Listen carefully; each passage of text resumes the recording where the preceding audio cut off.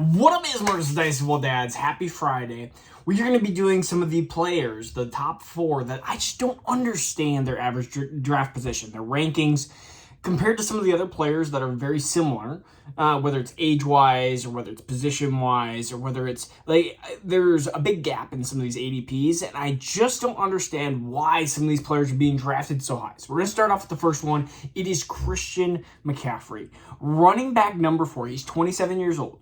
And so the reason why I don't understand this is if you look at what his career expectancy is at 27 years old, and you look at some of the other running backs that are in the similar age range, Eckler, Henry, and Chubb. Those are all three running backs that are getting close, probably have a year or two left. Henry is the clear cut, probably the one that is closest to the edge of the cliff, also recovering from injury. But if you look at those three running backs, I mean, Christian McCaffrey and Eckler are very close in my opinion in dynasty rankings because they are very similar to, they probably got 2 years left. 2 years. And Nick Chubb, same thing, probably has 2 years left. You look at the rankings. 11 for Eckler, 18 for Henry, which makes sense, and Chubb for 14. I mean, Henry is the one that I like the least. But you have CMC at running back number 4. So there's a huge gap. I mean, there's a 7-8 spot gap between him and Eckler, and then Chubb 14. Now, I know PPR will change this a little bit because you're going to have Christian McCaffrey be that great of a pass catcher. But Eckler is an amazing pass catcher, the number 1 pass catcher over the last few years here. I know CMC would definitely give him a run for his money and potentially even be ahead of that if he would stay healthy. But that's another thing, is Christian McCaffrey's never been able to stay healthy, at least the last few years here. Huge injury concern, even had injury concern at the end of last year. And so if you're talking about a running back that you're going to have to take at RB4 versus RB11, like, I'll take Eckler all day at that draft at 11 versus having to reach for CMC at 4. It just doesn't make sense to me. And let me know if you think that some of these things make sense or don't make sense, because I'm really confused on why somebody would take or CMC at 4 when they could easily take an Eckler at 11 or a Chubb at 14, or if you really want to punt the position, go a little bit more Henry for that last final year or two at 18. So the next wide receiver, the next player is a wide receiver. Wide receiver number 8 is Chris Olave. And I like Chris Olave. I really do, but not at wide receiver 8. He is not the best wide receiver of his class. That belongs to Garrett Wilson. He was an Ohio State guy. But if you look at some of the other players that he's being ahead of that are similar age, and I think all these 3 wide receivers that we're going to be talking about are more talented than Chris Olave. Chris Olave is a great route runner, great separator, but he is one of the biggest below average yards after catch guy that you could possibly find. He's the Tyler Lockett of this kind of generation, because Tyler Lockett is always the guy that's going to just get down and stay safe and not take hits.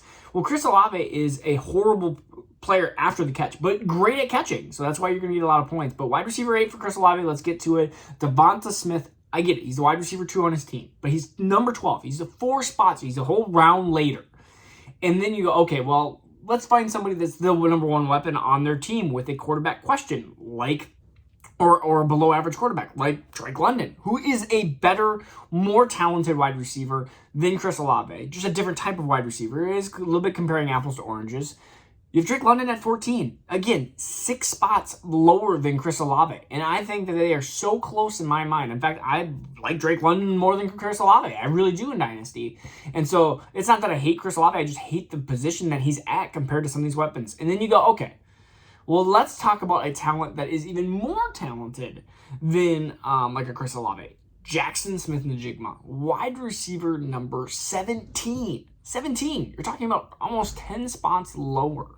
And so when we look at Jackson Smith-Njigba, he is the most talented Ohio State wide receiver out of the bunch, out of the Garrett Wilson and Chris Olave. I mean, you even have Marvin Harrison Jr. that's going to be more talented than all of them, but out of these four wide receivers, Jackson Smith-Njigba is arguably the most talented, and he's at 17.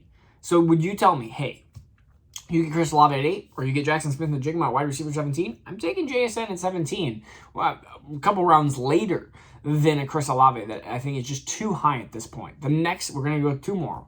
The next one is Tyreek Hill. And honestly, again, some of these players I do like. But I guess if they're going to average draft position and their value is going to be way too high, I just have to look at him compared to other players. So we're going to compare him to Davante Adams and Cooper Kupp because honestly, they're in the same category. Tyreek Hill, 29 years old, talking about the end of his career already. He's talking about the arc of how he's going to be done in a couple of years.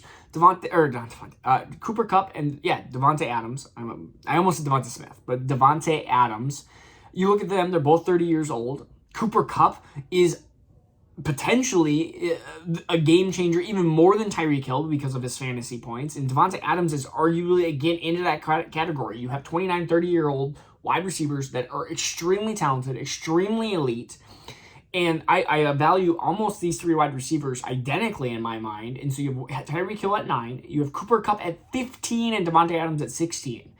And it's, again, not saying that I don't like Tyreek Hill. It's just I'm buying Cooper Kupp at 15 and Davante Adams at 16 if that's how the draft situation goes, because those wide receivers, again, a year older, but in the career arc of things, probably going to be very similar retirement age or similar drop-off age, in my opinion. So I'm going to take Cooper Kupp and Davante Adams at 15 or 16 versus Tyreek Hill at 9. There it is. And so again, it's not like I don't hate, and Tyreek Hill has the Tua question. Like, will Tua be healthy? Will Tua stay there? And I mean, I love Tua again, but you have some huge question marks. And so I value Hill, Kupp, and Adams almost identically, and you have Tyreek Hill just too far ahead of these guys. The next one is Dameon Pierce, and I am the captain of the Dameon Pierce hate club because I feel like Dameon Pierce has always gotten way too much hype. And you're talking about a running back that was an RB2 last year and showed nothing in the receiving game. And so Dameon Pierce is RB15. Why not? I just don't, this doesn't make sense to me at any point. I mean, they put an investment of a 4th-round capital in Dameon Pierce. I don't think he's going to be the long-term answer there. But you look at the players he's ahead, like immediately ahead. And he's immediately ahead extremely high draft capital or talented running backs that are way more talented than Dameon Pierce. Javonte Williams, running back 16, recovering from injury, huge question marks for 2023. But long-term, I feel like Javonte is easily better than Dameon Pierce. At 16, I'm taking Javonte 100 times over Dameon Pierce. Number 17, the guy that's actually recovered from the knee injury and has looked great when he's been healthy, is J.K. Dobbins at running back 17, another 2nd-round draft capital. Javonte was 2nd round. Dobbins was 2nd-round draft capital in the NFL. I mean, yes, he has Gus Edwards there, but I believe that this is a great spot for J.K. Dobbins over Dameon Pierce. Number 20, DeAndre Swift. Yes, he goes to the Eagles. Rashad Penny can't stay healthy, but DeAndre Swift, if he is if he can show that, if he can stay healthy, honestly, that is the biggest key for DeAndre Swift.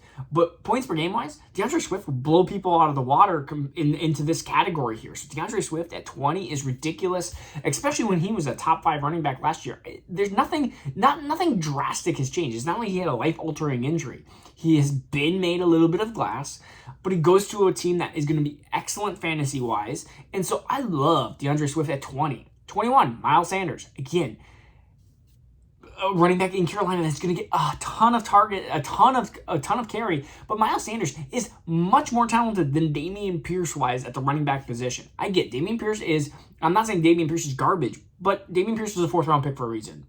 All these running backs are 2nd-round picks because of a reason. They're more talented running backs. You could argue that there are some like CEH and stuff like that. Oh, he was a round one running back. These running backs have showed success when they have been healthy. And a lot of these guys have been, of course, unhealthy. But there is no guarantee that Dameon Pierce is going to stay healthy either. So it's running backs just get hurt. That's what happens. All of them get hurt. That's why you need 30 of them to survive the season. And number 22, Cam Akers. Again, I think Cam Akers and Dameon Pierce are very similar in not even talent-wise, but just as ranking-wise. Cam Akers is 22, RB22. You have Dameon Pierce at 17 or 15. I'm looking at Dameon Pierce being more of an end RB2, which is totally fine, but he's just being drafted at RB15, which I think is ridiculous. So, again, that is the 4 players I think are way too overly ranked compared to some of their other players that are in the similar categories, whether it's age-wise, well, most of them are age-wise, production-wise. Like, I just see a lot of gaps between some of these players, and I need to see your guys' opinions on these 4. All right, peace out. Take care. Have a good weekend. We'll see you next week.